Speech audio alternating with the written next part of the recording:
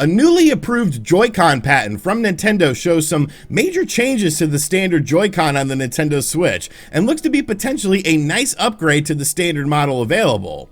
And Bloomberg once again has released a report on the Nintendo Switch Pro or Nintendo Switch Revision, but with one major new piece of information, a potential $400 price point, which has the internet split on whether or not that price is too high. What's going on, guys? I'm RGT85. If this is your first time on the channel, welcome. Be sure to hit that subscribe button and be sure to like the video. But without any further ado, let's talk about what's going on in the world of video games. So if you've been following this channel for a while, you would know one thing. Kind of anti-Joy-Con at this point in time. Like, in theory, they're not bad. In theory, it's nice to have two controllers when you purchase a Nintendo Switch. In theory, they should be nice in handheld mode. But of course, there have been somewhat of a multitude of problems with Joy-Cons. Now, many people seem to be very satisfied with them, and that's cool for them. But me personally, I've gone through at least 3 sets of Joy-Cons because of things like Joy-Con drift. And Joy-Con drift is obviously a very real thing. If you can't control your games, like, that's kind of a problem. There are, of course, multiple lawsuits about Joy-Con drift ongoing right now, and I've just sort of moved away from playing with Joy-Cons. If I'm playing it in handheld mode, I will use something like the Hori Grip Pad, or recently what I've been using is the Fixture S1, which is just amazing to me because it allows you to play your Nintendo Switch in handheld mode with the Pro controller, and it's just so convenient. If you're looking for a way to switch up, no pun intended, the way you play your games in handheld mode, definitely check out the Fixture S1. It's available on a bunch of places like Amazon, over on their website as well. Definitely highly recommended piece of technology from me because it's just so simple and I really like the way it plays your games. But of course, there are a lot of people that do like Joy-Cons, and I guess, you know, it is kind of nice to have 2 controllers out of the box for a Nintendo Switch, but I do think that Joy-Cons need a revision. Well, an interesting patent that was discovered has now been approved, and so a lot of people are starting to think that this could be potentially tied into a revised Nintendo Switch model or just a new version of the Joy-Con that Nintendo could be releasing for the current Nintendo Switch. Now, this Joy-Con patent was actually applied for back in 2018, but like I said, this was just approved this month. So it looks like this is something that could go into production if Nintendo decides to do anything with it. And there are some major differences from the standard Joy-Con that we have now versus what this is. I think the biggest difference has to be a traditional D-pad on this controller. Right now, on your Nintendo Switch Joy-Con, you don't have a traditional D-pad. You have sort of the little directional buttons, and I mean, it works. It actually works better than I thought it would, especially with games like Street Fighter and whatnot. But when you're playing certain games, I think you want a proper D-pad, and this has a proper D-pad built into it, much like something that would be available on an NES or a Super NES controller. So I think this would be a big advantage for Nintendo Switch owners looking for some additional control. Now, the other thing that's kind of interesting about this controller is looking at it, you could see that the analog stick on the left-hand side, which this is just like a left Joy-Con, they actually don't show any sort of right Joy-Con stuff in this, so I'm assuming maybe this would just be a single Joy-Con release or just upgraded in various models of the Nintendo Switch. But the analog stick on this is actually not quite as raised as what you would see on a standard Nintendo Switch, and almost, I wouldn't say it's like the C stick on the Nintendo 3DS, the new Nintendo 3DS model, but it's definitely a lot lower, and it has a lot lower of a profile than what is available on the current Nintendo Switch right now. So I think this is a very interesting patent. Now, yes, this is an old patent from 2018, but companies don't just like release hardware and then sit on it forever and they're like, oh yeah, this is going to be the hardware we're always going to use. No, companies are always looking at advancing things like hardware and advancing things like controllers. And now that this patent has been approved, this is something that could potentially go into production. I think this would be a nice addition, whether it's for the standard Nintendo Switch or for the newly revised Nintendo Switch Pro model or whatever the hell they're going to call it. I think this would be a good thing. This is something that I would actually be willing to check out because of things like the D-pad and the potentially lower profile of the analog stick. Now, I would sort of be curious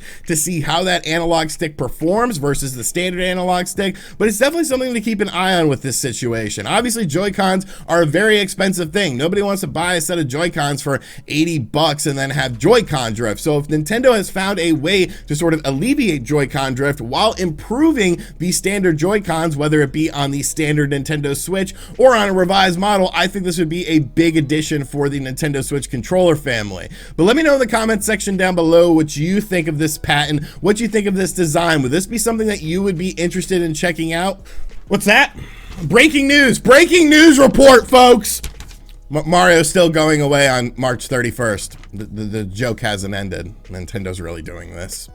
And finally, stop me if you've heard this one before, but Bloomberg has put out a new report about the Nintendo Switch Pro or Nintendo Switch Revision, which obviously is something we've been talking a lot about on this channel. Bloomberg is not a video game website, so when Bloomberg speaks on something, it is interesting, as they are obviously a business website or a financial website. Now, last week, we talked about how a financial advisor from Bloomberg was saying that the system was going to have PS4 Pro or Xbox One X power in terms of what the system is going to do in terms of raw power, and that's something that I still feel like that's incorrect. I know that a lot of people feel the opposite way, but I just don't see that sort of being the thing. I think if anything, we're going to see more stuff based on artificial intelligence, artificial technology, and yes, there's going to be a power boost in the Nintendo Switch Revision, but it's not going to be something like a PS4 Pro or an Xbox One X in terms of raw power. It'll just be something like a PS4 to a PS4 Pro in terms of the jump to sort of expect.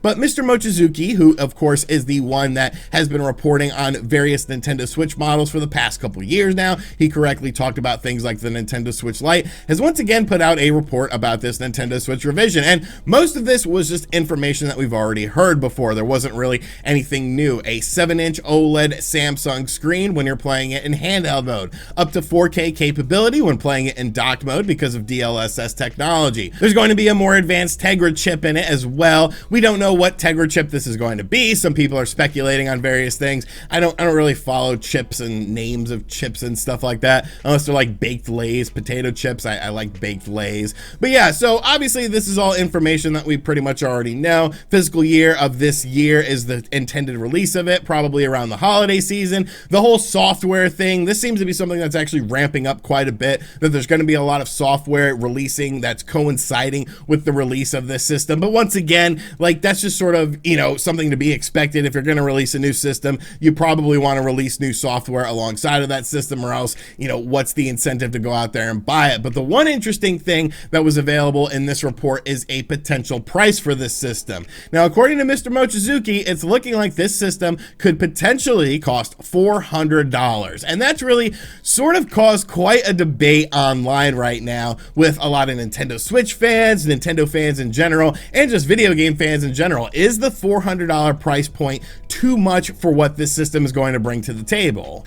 Now, one thing I've seen a lot of people talking about online is that the $400 price point doesn't really fall into Nintendo's vision of how they release systems. Of course, when you look at the most expensive system that's ever released, at least on day one, not counting things like inflation and whatnot, you have the Nintendo Wii U, which was the all-black edition that had additional memory on it. It was a $350 system. So a lot of people are like, well, Nintendo would never go above $350. But to that I say, well, what did Nintendo do before the Wii U? Like, there was no system that was over $300 that Nintendo had released, and then they went over $300 to $350 for the Nintendo Wii U. So we have said the same sort of thing around that point in time with the Nintendo Wii U. Oh, the Nintendo Wii U is not going to be over $300 because Nintendo's never done that before. Obviously, businesses change and things change up. And speaking of the Wii U, when you look at the Wii U, it's actually kind of interesting, and you could draw some parallels to this new Nintendo Switch model, because the Wii U released with two models when it first came out. Of course, you had the white version, which was $300, and the all black edition, which was $350, that, like I said, had that additional memory on it. Right now, the Nintendo Switch already has two systems available on the marketplace: the standard Nintendo Switch for $300 and the Switch Lite for $200. So I don't think the $400 price is you know, outside of the realm of possibility, simply because of the fact that you already have two cheaper models available on the marketplace right now. So with something like that going on, you have a variety, a family of systems, like they like to call it over at Nintendo, where there are many options. If you want something that's cheaper, you could buy something that's cheaper, but if you want the top tier premium system, you can get that as well. So I'm very curious to see what ends up happening with this. I don't think the $400 price point is too much, because it's not a standard system. It's not the, you know, the standard system, the only option that you have when it comes to buying the Nintendo Switch. This is a premium system. This is a system for people who want something more out of the Nintendo Switch. You know, the people who picked up a Nintendo Switch Lite and Animal Crossing, they're not gonna care about this. This is not for them. This isn't the market that they need to be looking at with that, because they're happy just on their little island playing their little Animal Crossing and everything is fine. This is for people who want better third-party performance on the Nintendo Switch. This is for people who have things like a 4K TV and obviously want to be able to utilize that television. So I personally don't feel like the $400 price point is too much, because at the end of the day, it's just an option. Now, if this was the only option in town, that would of course be a different discussion. But when you look at the other systems available on the marketplace right now, the PlayStation 5, the cheapest PlayStation 5 is $400. Now, the Xbox Series S is of course a $300 system, but that's not the premium system. The premium system, the one that everyone seems to want, is the $500 Xbox Series X. So, you know, times change, and obviously Nintendo is in a different position than they were 5 years ago or 10 years ago or 15 years ago or 20 years ago. And as businesses change, obviously philosophies change as well. But I want to know in the comments section down below what you think of this price point. Is a $400 price point for a Nintendo Switch revision too expensive? Is this something that you would even be interested in? Let me know in the comments down below, because I feel like it's going to be a very good debate. Alrighty, so that is going to do it for today's video. I hope you guys enjoyed it. Be sure to let me know what you think of everything in the comments section down below. And as always, guys, thank you for checking out this video. If you are new to the channel, make sure you subscribe and turn on notifications. Check out other videos on the channel as well. Go Knicks, great game last night. And as always, I'll catch you guys on the next video. Later.